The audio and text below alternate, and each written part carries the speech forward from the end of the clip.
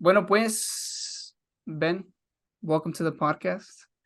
Thank you. I think I'm going to get started with mentioning how we met, which was a little bit over a month ago. And this was actually Ben and I met at a trading conference in LA, a really interesting event. We actually ended up creating a little group of traders from that conference, which is really cool. But I really wanted to have Ben on the podcast because I found it really interesting when I found out that aside from being a day trader, Ben also owns a gym. Um, this is something that I want to get into a lot more, being the fact that you do live in Los Angeles, Ben. There's such a huge population out there, so much competition when it comes to the industry. Um, so walk us through how it was that you ended opening up a gym. How did that initially come about? Are you doing this with other people? How did that happen? Well, honestly, I always wanted to have a gym. You know, Mm, I've been working out since I was like 13. okay. I was actually gonna open up a gym before the pandemic. Me and me and my friend were gonna open up a gym right here in Montebello. It's like 15 minutes outside of LA. Where'd you But say? Monte Carlo? no, Or where? What area are you in? Montebello, Oh, Montebello. okay, okay, okay. Yeah. We even bought equipment and everything. We had kind of like in mind where we are gonna have the gym. Yeah. Um, as far as like location, pandemic happened and we weren't able to. Mm, So quedamos ahí con el montón de máquinas. We had already bought equipment and we couldn't open up because we weren't gonna get a lease for 4 years on the place and not be able to bring people in. yeah. As it turned out to be a good idea because the gyms were closed for like over 2 years, especially here in LA. Yeah. Yeah. Um, So I thought I had left it like out of the picture for a few years, Hmm. but the opportunity presented itself, and me and my friend went to go look at the location and everything. We still had a bunch of equipment that we had purchased, so we ended up doing it. But it was kind of like it's always been a goal of mine, but it was out of the picture. Then out of nowhere, it was like, okay, like you have the opportunity right there to own a gym or you can wait. And I was really iffy about it, especially because trading takes a lot of time. Hmm. Owning a gym also takes a lot of time. So So this was in 2019, pretty much. You said at the end of 2019 when you have yes, started purchasing equipment, yeah, yeah.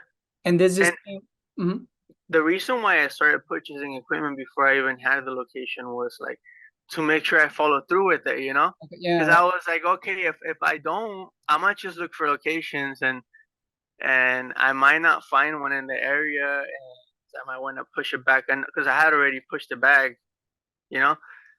So I was like, I'm not gonna leave myself an excuse. But then when pandemic happened, it's like, okay, you can't. Even if you wanna open it, like you're just gonna be losing money if you open it. yeah. Well, that's crazy, the timing with that of how you had started getting the ball rolling and then the pandemic happened. But like you mentioned, the importance of just doing something so that way you don't put it off for longer, which was buying Hmm. the equipment in this case, which is, I mean, that's really dope to hear that again you were following through, but because of the circumstances, I mean, it didn't happen. So you start buying equipment at the end of 2019, pandemic happens beginning of 2020. I know in LA specifically, it was very strict with those. I mean, all California, but more so Southern California. When do you start getting the ball rolling again? Like Mm, you start looking it to. was actually last December, bro. It was like a really last minute thing, you know. Okay. So me and my friend, his name is Brian. We saw that someone was starting a gym in Glendale, Hmm. and we were like, "Oh, let's just go look at it." We didn't even think anything of it. We were like, "We're gonna go look at it, and we're gonna see how it is, just so we get an idea of what we want for our gym when we do open our gym." Hmm. Turns out that was gonna end up being our gym. Yeah. So you just saw an opening and it was like, hey, let's go. Yeah. It wasn't really in the picture because I was at that time my trading was the best it's ever been. Okay. Like I was doing really good, like 3 months back to back, and I didn't think about getting a gym. I was like, I'm gonna get a gym like years from now when I don't care if people go to my gym because I'm gonna be like in such situation in my life where like I'm gonna get it because it's my goal, not really because I want to do it as a business Yeah. necessarily, you know? Hmm. Because it's my passion ultimately. Like I would do it even if I don't get paid, you know? Yeah, yeah. Okay, I like that. So when you buy this gym, it already came with the equipment. You bought it with the equipment that was already in there, or they Partially, out? partially, Okay. partially. We sold some equipment, like um, and we ended up bringing some of our own too, you Yeah. know, because we didn't like all the equipment that was in there. Okay, We okay. like the location though. It's like a few blocks away from Glendale Galleria.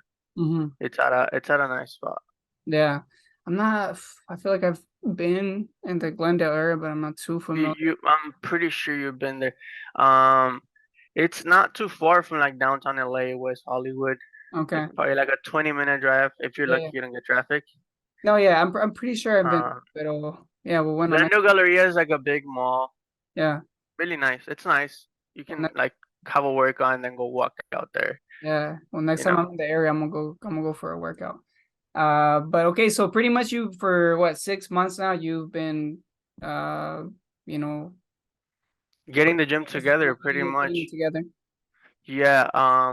So actually, this weekend, bro. Yesterday I was up till like 2 in the morning because this weekend we're planning on having the back area ready.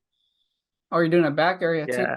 So we've been refurbishing some machines because some of the machines we had them at my friend's house. Some Mhm. of them we had them in storage. Some of them now we have them at the gym, but they got some of them got like rusty, you know. Yeah. So I've been refurbishing them. I did two yesterday, like a bicep curl machine and a shoulder, the lateral raiser. Okay. And They turn out nice. I did it myself. you're doing it yourself. Yeah, I switched the leather. I paint them everything. They look better than how like the company sells them. Honestly, Yeah. now. Yeah, that's crazy. Well, look at this. You're gonna get your next business right there and do fixing up machines. No, that's dope, dude. So, what would you say is like the most challenging thing with maintaining a gym? Aside from opening it up, maintaining, the workflow. I'm sure, is it just more than yourself working at the gym, you and Brian? Do you have like, workers? Well, basically the gym is open 24 hours, but we have a code on the door, so the members have a specific code, and then they can walk in Okay. whenever they want, you know. Yeah. So that helps because we don't have to have like staff scanning people in or anything like that. Okay. We're not like a huge gym, so honestly, like at this point, we really can't afford nor want to have someone working there as like a front desk person, you know. Mm-hmm. So I like the way we have it. I like the way we have it right now set up. It's just a matter of like growing more now. We have a good amount of memberships now, but we need at least double what we have now. Yeah, yeah. So that's the intention with expanding, with doing the back area as well. Yeah. Um, so we want more machines basically because we have so many more machines and we're not using them, you know. Yeah, So I think at least like 8 or 10 machines we're gonna have in addition to what we already have. yeah. See, So and the interesting thing with this too is I I personally met a lot of people. I want to say that, either if it was when I was in college at the gym, or I've been going to the gym for over 10 years myself now. I think I was around the same age. Like I was 14. I was living in Mexico when I started going to the gym, 13 or 14, going on 14. So I've been in, the gym culture and all that. And I've met so many people that have the idea of opening up a gym, and to this day, I still know people that have had the idea of opening up a gym, but they haven't they haven't followed through with that idea that they've had. So I find it really interesting with yourself that you're currently doing it. What would you say is a tip that you would give to someone that is just thinking about it and hasn't gone for it? based off of your Um, experience or what you see. opening a gym. Yeah. Basically, I mean, take into consideration because one of the problems we run into is that all the people we know are in Montebello. Mm, You know, Glendale is like a 20-minute drive if there's no traffic, but we're in LA, there's always traffic. So yeah. we don't know anyone from Glendale. So we've been struggling a lot with like getting members because we're not from that area. Mm, If we would have opened the gym here in Montebello, like we would have like 3 times the members right now. mm. So having it in your area where you like know the people, it's like a good idea. Yeah, yeah, yeah. Not that getting it in another city is not doable. Also, it's just gonna take more time, to be honest. Easier to get members to sign up. Yeah, Yeah. yeah, Yeah, I'm thinking about that myself. If I were to do that, let's say, 'cause I live in Sacramento. If I were to go to like down south of here or a city up north, it would be like, okay, nah, yeah. We always go to like what's more convenient. And yeah, then nowadays gyms are everywhere. So why would you drive 20 minutes when you got one like 5 minutes away from your house? yeah, yeah. Unless only if it's like a really, really good friend that's like, all right, I'm gonna go support. Hmm. But I think Yeah. that's it. Mhm.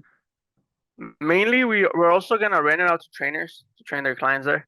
Mm. It's not like they're working for us. They're gonna be like self-employed. They're just gonna Yeah, pay rent to be able to train their clients right there. Because as you know, well, I don't know if you know, but LA Fitness, Planet Fitness, all of those gyms, they don't pay their their trainers much. They don't get paid a lot. I used to be a trainer at a gym, and I had a lot of clients and wasn't really making a lot of money.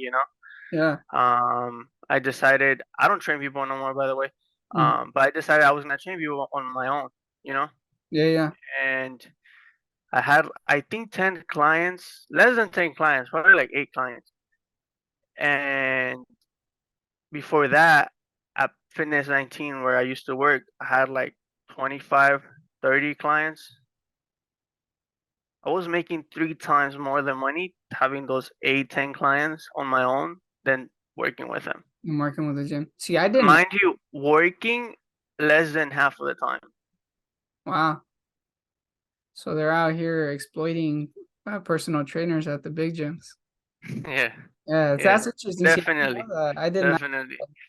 Yeah, here and there I go to like the gym still, like the regular gyms. Mm-hmm. And I'm just thinking like, I want to tell them come work at the gym. You'll make more money, but like, Are recruiting at the gyms. yeah, I don't want to get into that. But That's interesting. So I think you also need to have a some type of personal drive or specific motivation to opening and maintaining a gym up. And I think you mentioned that earlier of how it's been your passion. And with that, did you mean it's your passion of just like the exercising in general, like yourself mm, or like the fitness world? pretty much like I've always stayed active. Mhm, I used to compete before chest injury. I had like a chest injury, I think 2020 or end of 2019, mhm. 2020. 2 weeks after my last competition, I had a partial tear pec. My upper side right here is disconnected, you know. Oh, damn. So um, that led me to like focus more on trading Yeah. than bodybuilding. Because before the incident, like my mindset was I'm gonna start trading so that I can work from home, Okay. eat my meals, eat on time, sleep more. I thought I was gonna sleep more because when you're bodybuilding, you gotta sleep a lot to grow muscle. Mm. Um, and that didn't happen. I found out trading wasn't as easy as people made it seem to be. Yeah.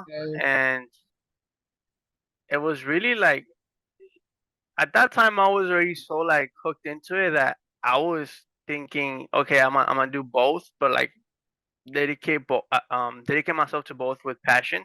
Hmm. Really hard to do. I was really stressed, so kind of like messing up my chest, getting that injury was kind of like a blessing in disguise because I probably would have been crazy, bro. I would have gone crazy. Trying to balance. Bodybuilding is hard. Bodybuilding is hard. I'm So you like half. I'm like half of the size of what I used to be. I'm still fit. Like I look all right, but it's hard. Like so you were competing, like bodybuilding competing. I was doing classic physique. Yeah, that's interesting. So then this is so now that you own wait, hold up. Let's go back a little bit with this injury that you mentioned. So how did that happen? Were you just bench pressing a bunch of weight and I then was. I one of those wasn't even. videos? This is the worst part, bro. So it's kind of like I feel like it had to happen, you know, Uh, because I shouldn't have gotten injured. I was doing arms. Why hmm, did I tear my chest? okay. I'm trying to think of the motion. You just squeeze it a little too much. I You know, don't know. Yeah. and that same day, bro. I don't know if you're like religious or not. Hmm. Um,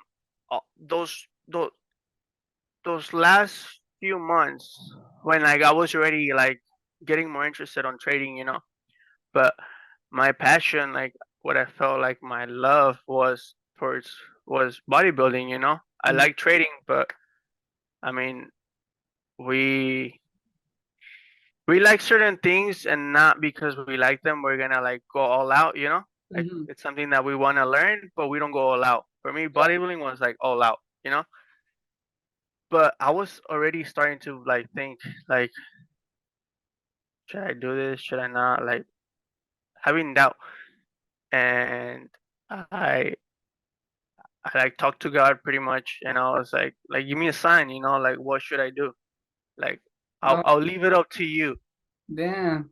2 months before that, like literally like almost every other night I would like say that. And the morning of me getting injured, I was supposed to meet up with my friend to work out. We were gonna work out at Monterey Park, which is like 5 minutes away from Montebello, right next to it. Hmm. My car wouldn't turn on. It was 2020. My car was a 2021 car, so it was like brand new. Yeah. Okay, brand new. It has two batteries, so it's really hard for the batteries to die. Hmm. Um, Turns out I wasn't dead. I just wouldn't. My car wouldn't turn on that morning. Um, I tried jump starting it. Like I called a friend. I had a roommate at the time.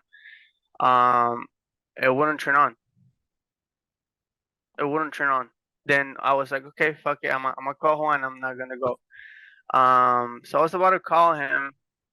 We had already taken off the cables, trying to jump start. It was a Scat Pack 392 2021. So the battery is behind on the trunk. Um, we took the cables off. Right before I was gonna call my friend, tell him, "Hey, bro, I can't make it. My car's not turning on." He was already waiting for me at the gym. I live 5 minutes away from that gym, so I wasn't gonna like. I was literally gonna go over there like to be just in time, you know. But now I was running late, and then I thought to myself before calling him, I'm gonna try to turn it on one more time. So I step on the brake, push the button. Turns out like turns on like nothing happened. Mm. But that whole morning felt like really off, you know. And I arrived to the gym. I couldn't find parking. Somehow, like there was signs for me not to go to the gym that day, and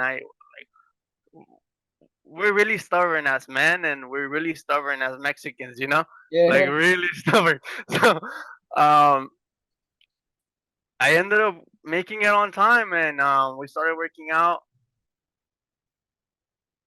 Towards the end of the workout, the gym was packed, so we took like a 10-minute break waiting for a machine. So I Mhm. guess we cooled down or whatever, and we were doing tricep extensions Mhm. with the bar that people used to do chest, you know, but it was tricep extensions. Um, First set was fine. I was doing like a plate.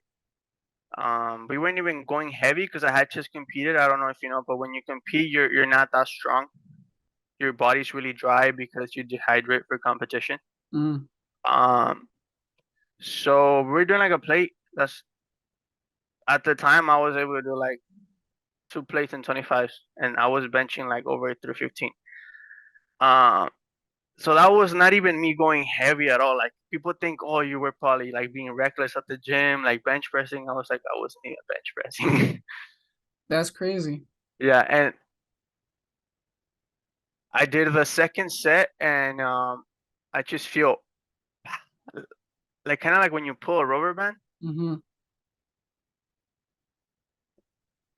And I told my friend, I turn around, like I sit up and I turn around and I'm like, I think I just tore my chest.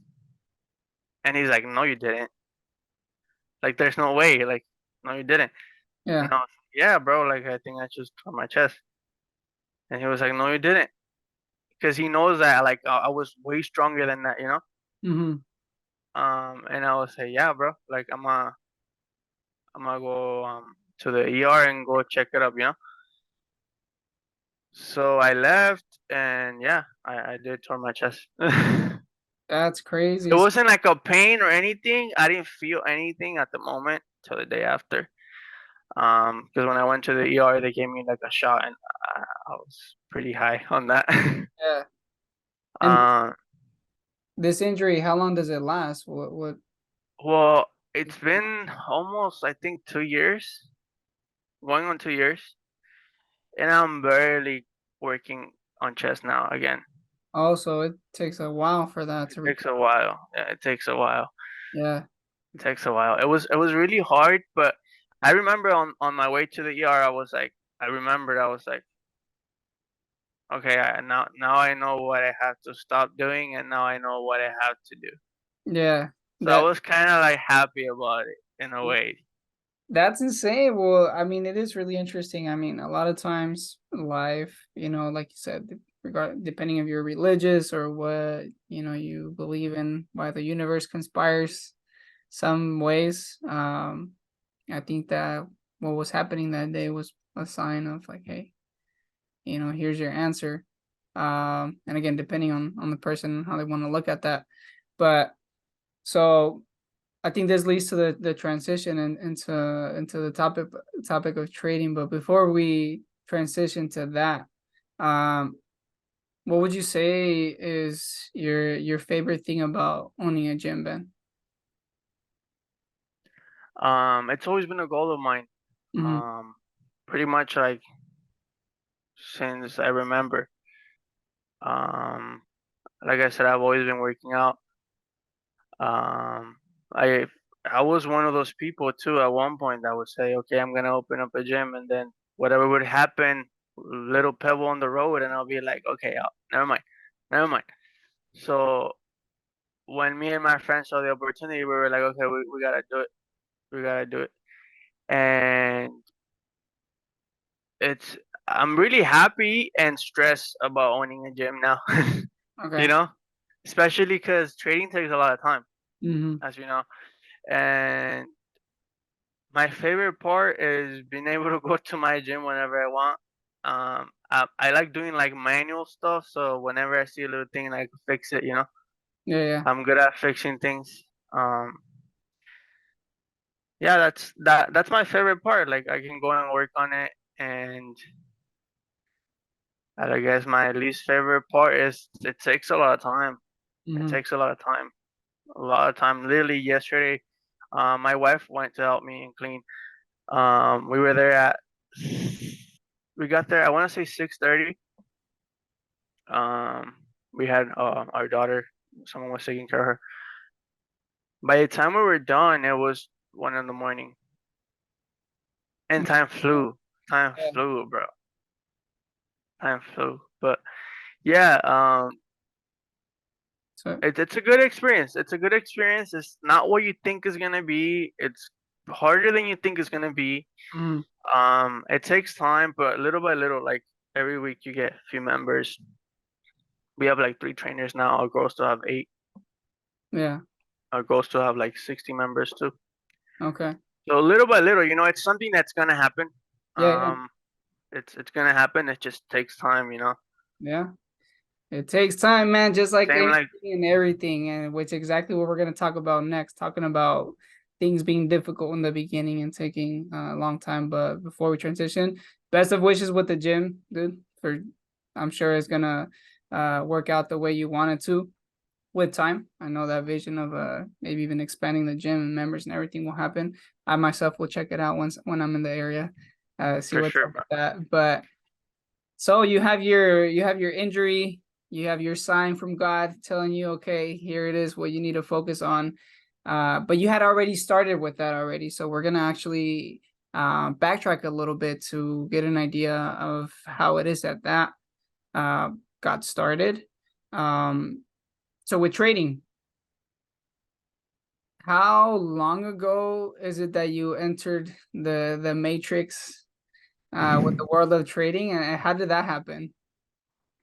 I think it was I got introduced to trading Mm, way back, like way back, and I didn't think anything of it. Like I was like, it's probably just a fucking scam, you know. mm, A friend of mine, his name is Diego. Um, he kind of introduced me to like the forex market. I remember we had a group of friends, and he was, I believe, trading forex. And now looking at it, because I went through that recently when I started trading a few years ago. mm, He wanted to turn his friends into traders because he didn't know anyone that was a trader. You know, that's what it was. Because I tried to do that too. Um, but at that time I was so like addicted to like working out, and my goal was like I'm gonna be Ben the bodybuilder. That's it. I don't want no mm. distractions. So Yeah. I didn't even pay attention to it, but he introduced me that. You know. Um, So many years after, And this was around what year when you were first introduced? Do you remember? this had to be probably like 2015, maybe. Okay, so it was a while back. Yeah, yeah. And I didn't even pay attention to half of the things he said, honestly, because like I said, I was like tunnel vision, you know. Mm, Um, I would like to say mid to towards the end of 2019, more like end of 2019, where like it was a time where like everyone was talking about AMC and stuff like that. You know, before it even went up, everyone's just saying it's gonna go up. You know, hmm. and that's when I got introduced to it. That's when I got introduced to it, and I immediately I didn't took the approach of like I'm gonna get rich. You know, Hmm. um, because I knew I didn't know anything about it. You know, I was making trades, like I was just entering things that were like spiking, getting out the same day at the end, and I was making like hundreds of dollars, and I was like,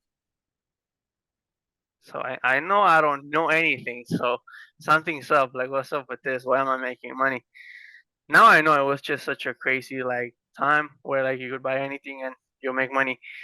But I did not for a minute think that I was gonna like get rich next week when I started, you know? Because most people think like you're gonna make money and you're gonna make it right away because it's so easy. Never thought that right away. I started researching on like how to trade, things about trading.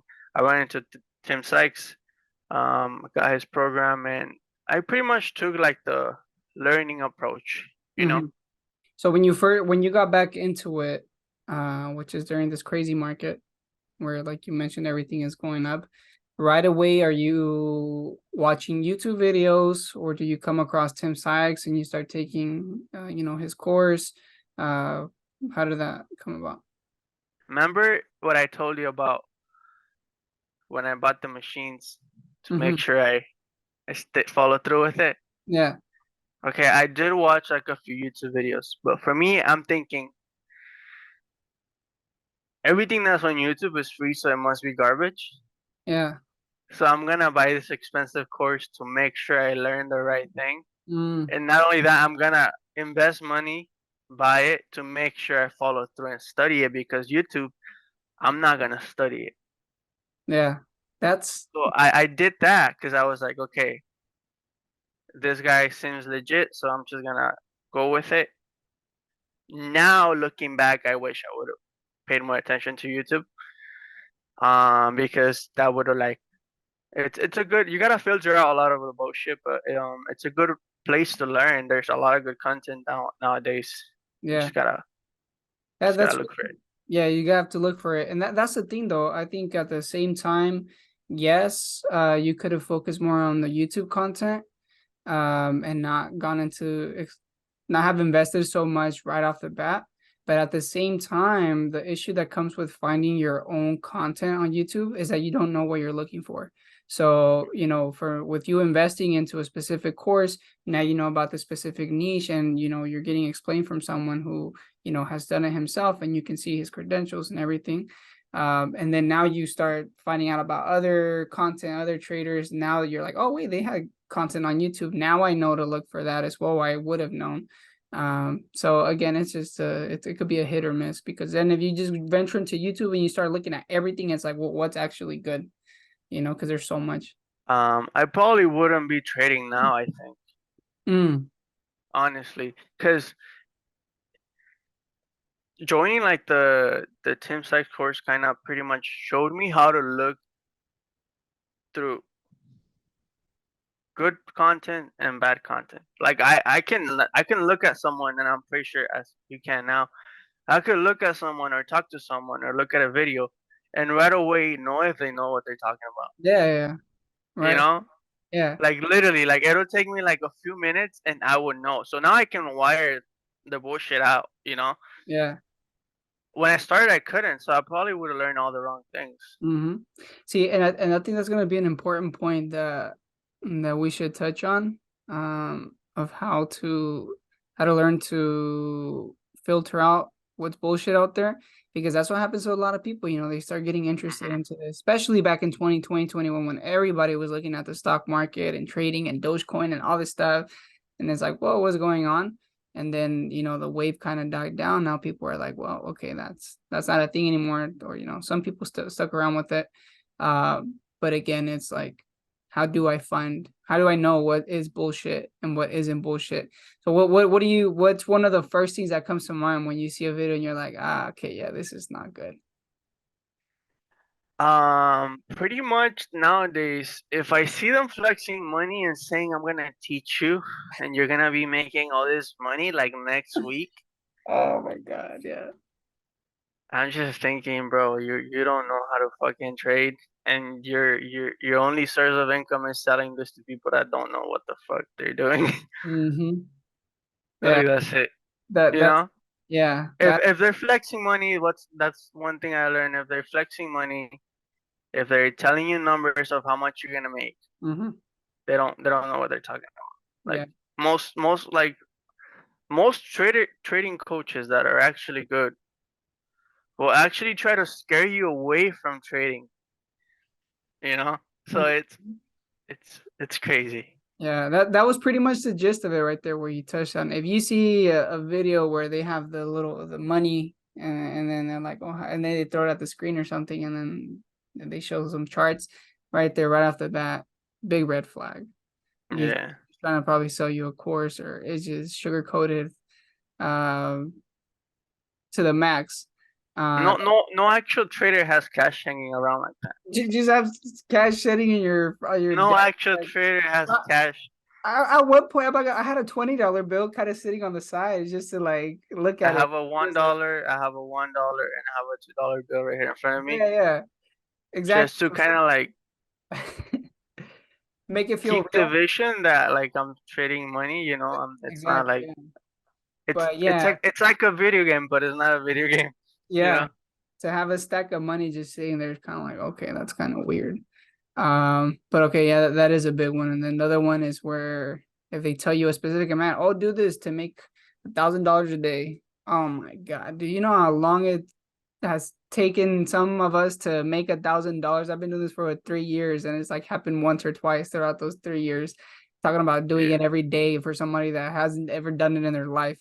Like, so it's like you need Yeah. context, and that straight right away of like, oh, do this, and easy trading is easy, or the cars. Mhm. That's the biggest one that would catch us, even ourselves. If you see the Yeah. Lamborghini, and it's like, oh shit. So yeah, there's a lot of different little criteria that you can um find to see what is bullshit and what isn't. Like you mentioned, those that actually know will actually tell you straight up on that video, like this stuff is not easy. It's not for Yeah. everyone. So it's like that's how you know, like, oh, okay, actually, this is who I should learn from. But Ben, so give me little recap of your experience up to this point. So you start learning when you take this course. This is in what year? Mm, well, it's towards the end of 2019, so beginning of 2020. Between that, that's Okay. when I started studying. Um, I would study a lot. Mm-hmm. I would study like 16 to like sometimes even 19 hours a day because in my head, like me, I thought if I could just work hard, how I've always done, like even with like bodybuilding before or Mm-hmm. anything else in my life, if I just work hard, I'm gonna figure it out, you know. Yeah. Um, but I thought it was gonna take me a lot less Mm, time than it did. So that's one of the reasons why I would go like ham, you know, because I was like, okay, I must if I can study like 19 hours a day for 2 months, I'll figure it out. yeah. I was wrong, you know. And then those 2 months passed, and I was like, okay, 2 more months, Mm, wrong again, you know. And actually, once I started pulling back on the studying, mm-hmm. when I was doing like, which is right now, I don't really study at all, aside from like my own stuff, you know. Yeah. Um, I kind of lost my thought. So Yeah, you're once I started pulling back, to studying like 2 hours a day, that's when it started. Like, that's when I started noticing changes. You know, mm-hmm. that's when I started noticing improvements. Um, I kind of do think you have to like go all out at the beginning and Mm-hmm. burn your brain, your eyes studying. Yeah. Yeah, but less is more. You know, and it's hard to know when less is more, Mm-hmm. especially in trading. It's hard to know, Yeah. really hard. Yeah. See, and with this one, it's like I'm gonna be asking you a lot of questions, but I myself have a lot to say, especially to chime in with what you're sharing. I think it's a very similar experience with a lot of people when we're barely getting started, where you don't know anything. You know, you're fresh to everything with how to read charts, what is a stock, why do they move, all of this. So I think in the beginning, it's necessary for you to have those 15, 16, 17 hour days, which I can tell you myself, I also had those, and those happened in the, I want to say, probably the first 6 months that I got into trading was like, and this was during the pandemic for myself as well. And it was like, I want to learn as much as I can. So it's like any little free time that I have, which at the time was a lot, it was like let me just sink into the markets. I had bought into Tim Sykes' course as well. Uh, so again, back to the point, I think in the beginning, because of the fact that you don't know anything, and especially if you invest money into a course, is I will take all of it in. And if it is a course where there's a lot of content, then you want to take as much of that as possible. But again, there's a difference between studying and actually applying it. So, like you Mhm. mentioned, once you start pulling back on the studying, you start realizing that okay, now I can put this knowledge, into practice. But then, comes the other side of okay, now I'm actually in the markets. Now I'm placing trades. Now I get to the other psychological part. But before we go into that, for you personally, what would you say up to this point has been the most challenging thing with trading? Um, Definitely like getting rid of greed. Mm, Getting rid of greed. Because we grew up like thinking money is everything and you do everything with money, you know. Even though like those same people that spend more than half of their life working to get money say money is not important. Money is everything, you know, even to those people that say it's not. yeah, Because why are you saying money is not everything and you're spending more than half of your life away from your family to get money? You know, if it's not everything, then why don't you go live in a village where you can hunt for your food or something like that, you know? yeah. Like, so I think getting rid of the money greed, Mm-hmm, you have to really see money different. mm-hmm, Um, Definitely, I think that's the hardest part. Learning a pattern is the easiest thing. I think a kid can do it. Um, Executing your plans and getting a hold of your greed is the hardest part. Yeah. So here comes into the psychology part of not wanting to make money while you're trading. And what I'm hearing from what you're saying. And this right here will be one of the confusing points for people who aren't involved with trading or investing in general, of don't focus on making money. It's like, well, what do you mean? Well, isn't that why you're trading, to make money? And I think to expand a little bit on that, because I feel you 100%. I think when it comes to trading, the best trading is going to come from when you detach from the money aspect of like, oh, I'm doing this to make money. I want to make money, and you start looking at it more of, I'm focusing on. Earlier you mentioned how it's like a video game. That's the way I describe trading. It's like a video game. So what happens in a video game is you want to focus on playing well. You want to, like you said, execute your plan. You want to follow a strategy in order for you to end up with a good trade, whether that being a positive trade in terms of um, profits, or a negative trade, but it was like you planned it out. Um, and this is the part where the more you detach and not think about it as money, is like more like points. It's like you'll focus on actually trading well, which, like you mentioned, that's what you have struggled with, of like not thinking about it in the sense of like, oh, this is actually 20, 30, 100, $200 that I just lost or won. It's like, okay, it's part of the process. Yeah, it's definitely you have to take it like trade by trade and execute. Um,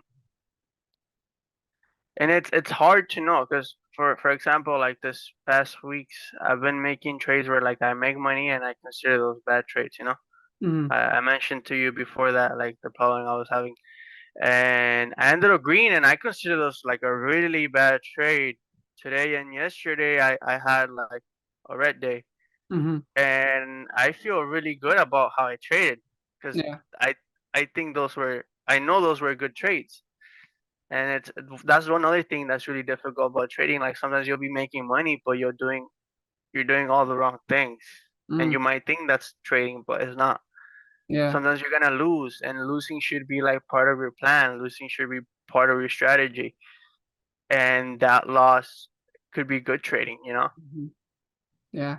See, wait, that's another difficult thing for people to grasp the concept of, well, how is it a good trade if you lost money?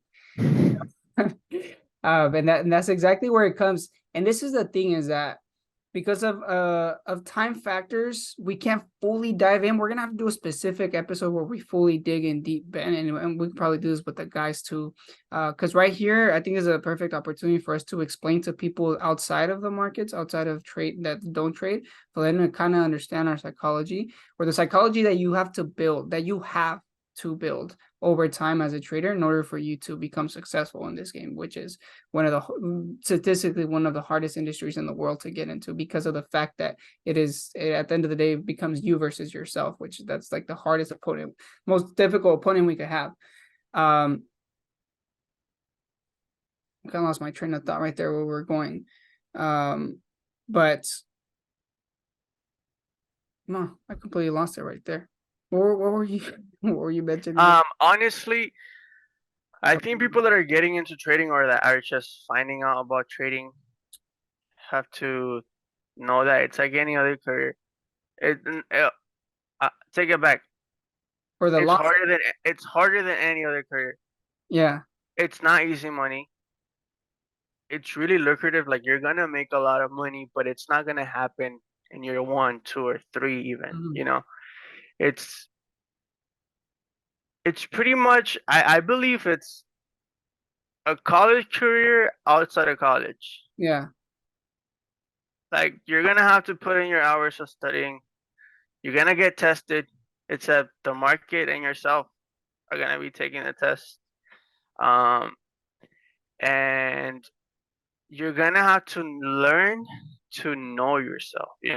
Hmm. And if you're thinking it's gonna be quick money, don't even look into it. It's gonna save you time. Don't look into it. If you're thinking you're gonna get rich next week, next month, don't look into it.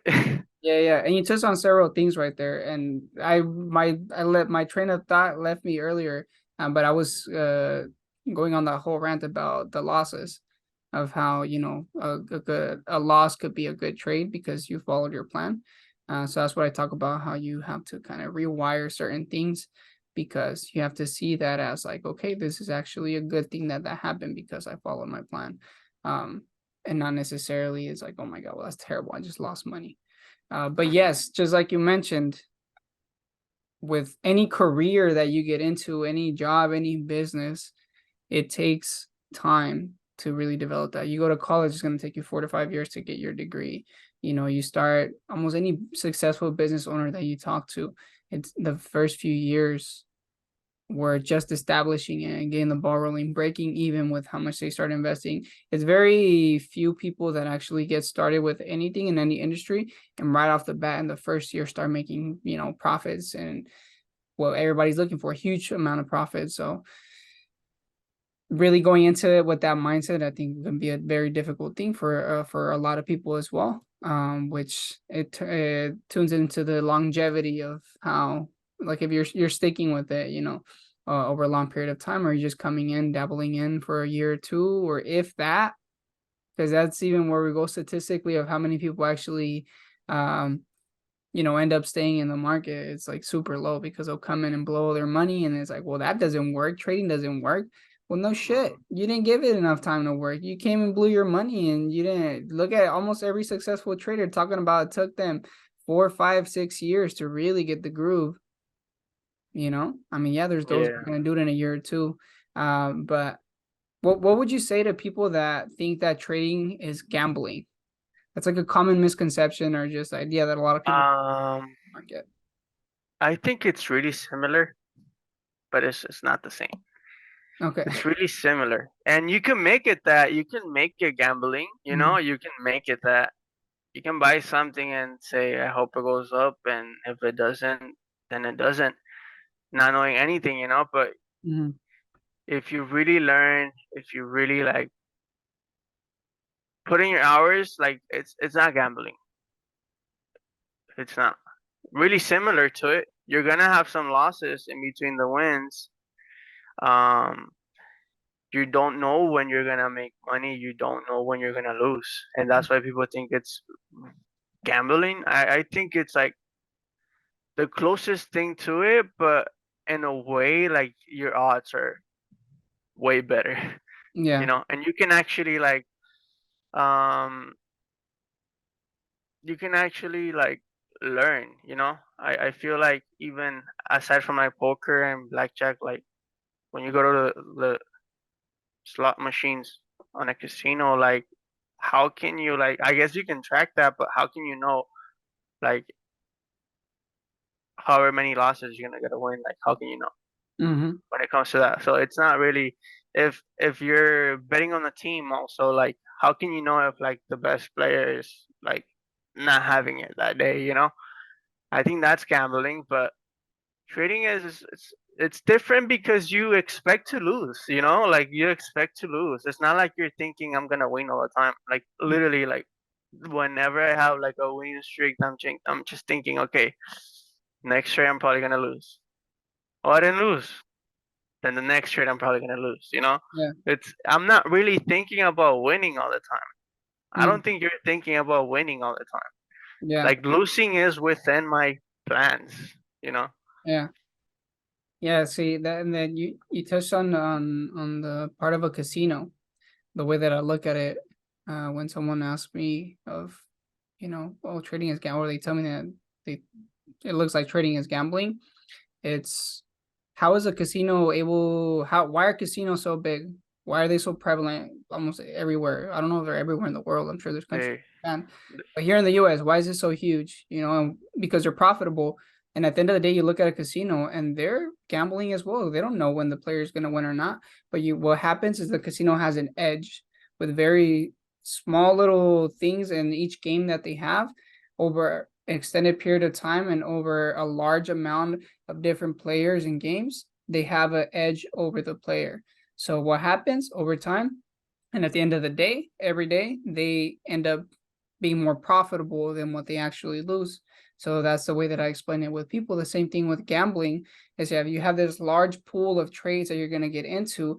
But the thing is that when you get into those trades, you're going into it with an edge that you develop over time because you're developing a strategy, you're identifying certain patterns, you are going in with a plan, you're going in expecting to lose, you have a loss prior to you even entering that trade in mind, you have that loss in mind, so you get to measure how much you lose and potentially how much you win if you have a profit target.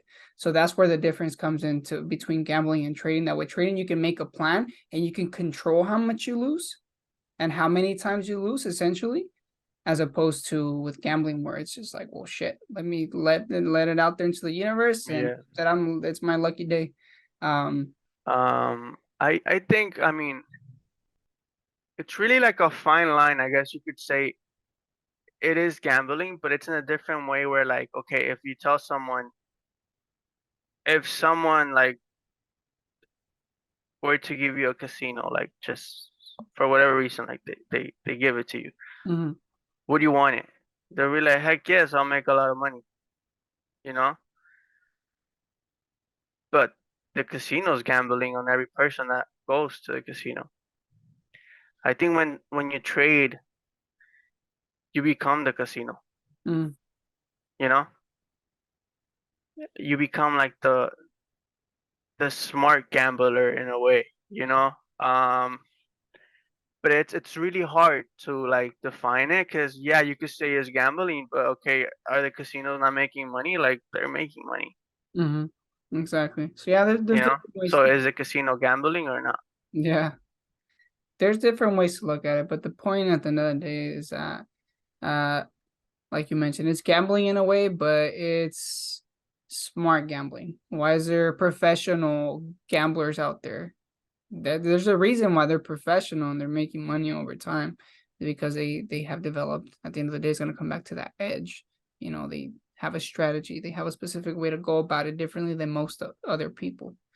Um, but a big thing that's coming, um, that we're mentioning constantly in this conversation about trading is losses, uh, which we've talked about how that becomes part of, or that is part of trading. You have to get comfortable with that being a thing.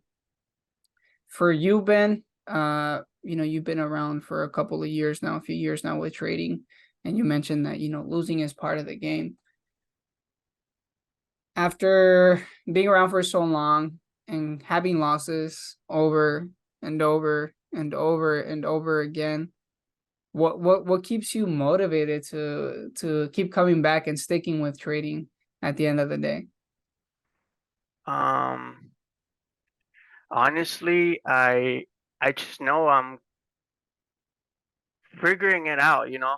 Hmm. Like, and every day, like I learn something. Every day I make a new mistake, you know? So the way I see it now, at the beginning, I used to make a mistake trading and I would think, fuck, like I'm s- I'm dumb, you know? And now it's like, okay, I want to make all the mistakes, every mistake that exists in trading, I want to make it earlier in my career Hmm. because it's probably not gonna be the last time I make it, but I'm gonna be I'm gonna be better off making every mistake now and learning now. So I know it's hard and it's gonna take time, but it's kind of like it's not a matter of like when am I gonna like make this X amount of money? Like it's gonna happen because like the way I'm programming my trading, the way I'm approaching it, like there's no way it's not gonna happen. Hmm. You know, like Yeah, literally, it's that it's almost impossible that it's not gonna happen. yeah, yeah. You No, know, you throw so much shit on the wall, like eventually it's gonna stick. You know. yeah. Yeah, that's a great answer, that I heard, and I think that the gist of it with that too is just having that belief in yourself that it's gonna work over time. um and that's really interesting because I think that's something that's necessary for you to stick around in this in this game that's going to be so difficult in the beginning, where you're going to go through maybe periods of time where you're not making any money and you're losing money, but it's like either because you've gone through periods of time where you actually did make money, or you see others that were successful over and they share how it happened over time. It's like really developing that belief in yourself in the beginning of it's gonna happen. If I keep Yeah. coming around, keep showing up, which is what you've been doing yourself. How it is again that we met at a trading conference because we're investing time and money and everything, tears, all of it into it over time. Um, I think it's impossible for it not to happen. One of the things that I have up back here, it says believe in yourself and be you, and that was one of the most important messages that I needed to constantly see in the beginning, and that now it's engraved in my head, and there's a reason why myself 3 years later, and having gone through some crazy roller coaster rides with trading, I'm still around. And it's always really interesting to hear that perspective from another fellow trader, because I think Yeah. all experience the very similar, probably not probably the same emotions when it comes to that. But at the end of the day, it's like we know that this works out over time. So I'm not going anywhere. Yeah. Yeah. Yeah. Same here. Like that's the idea I have. Like it's not. I see a lot of people doing it, and I see a lot of people doing really good at it. And it's like not all of them are like any smarter than us. Yeah. Like personally, I've seen like some people that trade and they talk about something else aside from trading, and they're pretty dumb. Like they're not that smart. That's Aside from trading, like they don't know much. Like so. What made them successful? They they stuck to it. Like they spend the time, they invested the time, and they got good at it. what's the saying? You stick around the barber shop long enough, you're gonna get a You're gonna haircut. get a haircut. Yeah. Yeah. But yeah, no, that's happened to me as well, where either if it's someone, whose content I'm watching or met, where it's like, how the heck did this guy or girl make it? And you have conversations outside of trading, you're like, oh shit, not the Yeah. not the greatest noodle in the cup. But hey, no, props to them at the end of the day because they're successful at least in the niche. But it's just that reminder and that perspective of like, man, well, if this person can do it, I can do it. Hmm. Depending on personality wise, it might take me longer or shorter, whatever it is. But it's like, let me stick around long enough to find out. But yeah, dude, that's dope. And again, I think we can stay here for days talking about trading, and we're probably gonna have to do another episode. Well, I'm sure we will be making another round of just this conversation itself because there's so many other things that we didn't touch on, and that we have to touch on for ourselves and Yeah. for people to Definitely. hear about it, especially people outside of the markets, and even other traders, for them to be like, hey, you're not the only one, dude, that's going through this hard stuff or that's going to be experiencing these things, or this is what comes to our minds and how our brains work. Uh, but Ben, for you, um, how does, and this is one thing that I recently found out about you, how does having a family influence you in what you're doing with your business, with the gym business and with trading? I know you have a baby girl. She said she was what, 6, 7 months? Hmm. Yeah. How does that 7 months. 7 months? So for me, you know how like some people like think, oh, you're gonna have a kid, you're not gonna have time to do your things. You're not gonna have time to work on Yeah. whatever it is you want to do. A lot of people like I've even heard like family members say it to like their kids, like, oh, like I had kids young, so I wasn't able to do X. Mhm. For me, it's like I look at my daughter and I'm like, okay, I gotta work harder. Yeah. Like for anything in life, you can make an excuse of like I'm gonna not do this because of this that happened, or I'm gonna push because you can say, oh, I can't do this because I have a kid, like I have to just be a father. Um, for me, it's like I'm gonna figure this out. because I want my daughter and my wife to have a good life. Mm, You know, like I'm gonna do it. It's not even like I want to do it for myself now. I want to do it because I want my daughter to be proud of me. yeah.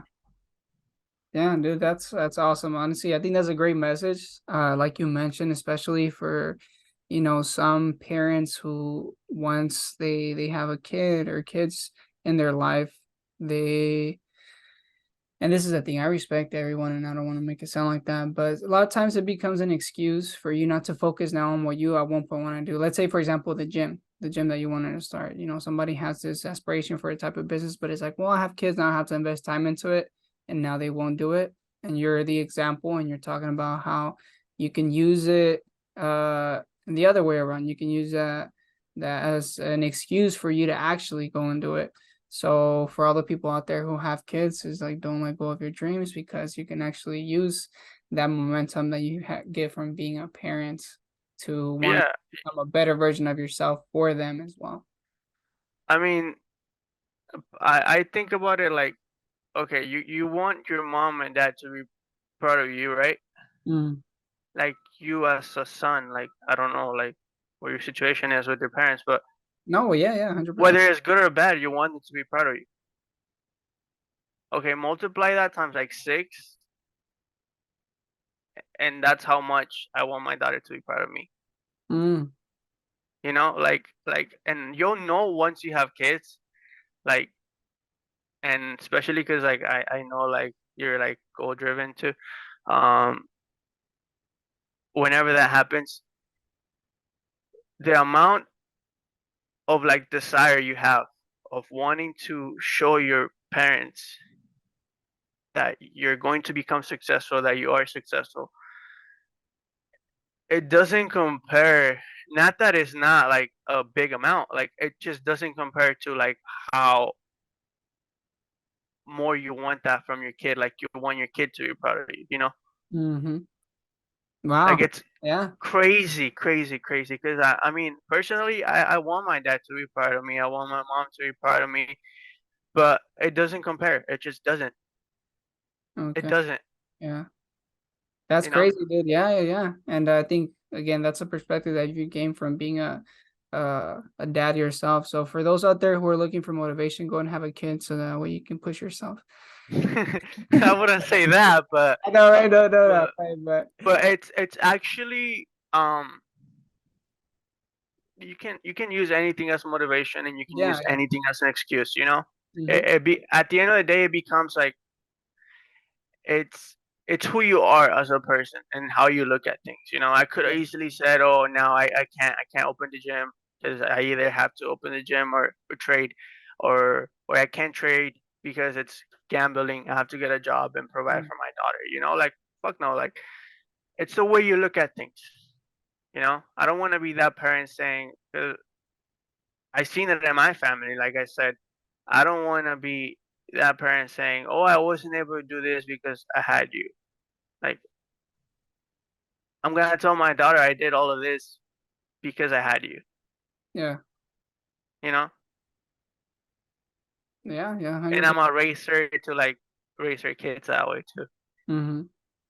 Well, that's dope. That's dope to hear. Uh, but Ben, we get to the last section of the podcast, and we get to the last. I call them so far the big four. These questions that I like to ask every guest that I have on. And the first one being, what are 3 books and or podcasts that you would recommend for people? Um, And so I I remember right when I started trading, I read the it was called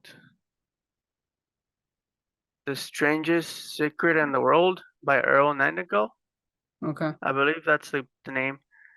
Um, Really good book. Really good book. Not trading related, kind of business related, but it doesn't talk about specific businesses. Really good book. Really good book. Mm-hmm. It kind of shows you how to like. It's really similar to this is the other book I'm gonna mention. Think and Grow Rich. Mm, Really similar. Um, Really good books. And trading related, I would say trading in the zone. It Okay. really Yeah. puts like it teaches you how to look at it, you know? Because before that book, like I I knew it was mostly like psychology, you know, aside from learning the patterns, trading is not that hard. The hardest part is you following through with what you have to do. Yeah. Not only physically clicking the buttons, but mentally too. Like you have to make sure you're in a good mindset and headspace when you're trading, you know. That's Mm. the hardest part. Learning how to trade, I can we can teach anyone how to trade, but are we gonna teach them how to think about trading? I think that book teaches you. So Yeah. it's really, really good. Really good. So those are good recommendations. I haven't read the first one you mentioned, but I've definitely read the second two, and some great books. But the second question is, what's an advice you would give yourself, your younger self? And in this case, imagine a 17, 18-year-old Ben. 18-year-old Ben was doing a competition around this time. Okay. I would say don't stress too much. You're gonna figure it out, you know. Hmm. Don't stress too much. Sometimes what you think your goals are gonna be, um, things don't turn out the way you want sometimes, and it's for a good thing, you know. That's what I would tell myself. Yeah. Okay. I like that. Third question, Ben, how do you define success in your own life? I think a lot of people think, and actually that book talks about this. The first one I mentioned, Hmm. success is not you getting up here and like saying like or thinking I'm like this rich fucking trader and or successful businessman. Success is not you actually arriving to your goal. Success, actually, I believe if you look it up in the dictionary, success is the journey towards the destination. Mm. Success is not you already having it all put together. A lot of people don't even have the right idea about like success, I think. Um, and that's why they're always thinking about the goal, which is good, but you have to think about the next step more than anything because without taking the next step, you're never going to reach whatever it is you want to do. Yeah, I like that. So success is focusing on the journey. Yeah, success is the approach towards the goal. Success is not you arriving, you know? Yeah. There you go. Nice, nice. All right, the fourth and last one, Ben. And this one is one that I'm personally really interested in. I'm a big fan of this stuff myself, so I just like to see what other people think about. If you could travel to any place in the world right now with all expenses paid for, and you can include your family with you, where would you go and why? Mm. Or it could be a solo trip. I don't know. You can. At this moment, I would be here. Okay. I would be here. Um, because yeah, I like traveling. Hmm. I would like to travel. I'm going to, but I feel like I'm in the right spot where I need to be. I'm just right where I need to be right now, Okay. you know? So, um, I wouldn't go anywhere, even if you give me the money to. Honestly, I would be like, thank you, but no thank you. I Put need it to into be your trading I need account. to be present. I need to be present. Oh, if you wanna wire me the money and I'll put it to my on my trading account, like you're Yeah. welcome to. But I I love traveling, but I wouldn't. I have that like put to the side for like however many years from now. Maybe I don't plan it on being a lot, but hopefully not. Um, but not right now. Right now, I'm leaving the moment, bro. Like every day I need to be where I'm at. I need to be doing what I'm doing, and I don't like getting sidetracked from it, you know? Yeah. So I would be here talking to you right now. I love that. Oh, there you go. No, yeah, dude, that was an awesome awesome response to that. Well, there you go, everybody. There you have Ben. Again, a lot of insightful stuff that we talked about today. For those of you that have had that dream of, I know a lot of people have that dream of starting a gym or starting a business again in general. You heard about Ben's experience of just going for it, buying something or doing something for you to not have an excuse to not do it anymore. Whether that getting the equipment for the gym or going and buying that camera to start making your videos or whatever it is that you're trying to do. You got to hear a little bit about his experience with trading. I got to share a little bit of mine as well. But Ben, it was great having you, my guy. Again, I think we got a lot from this conversation, and I'm looking forward to doing a part two with us. No, yeah. Thank you so much for having me. Of course, of course. Well, thank you everybody for tuning into this episode.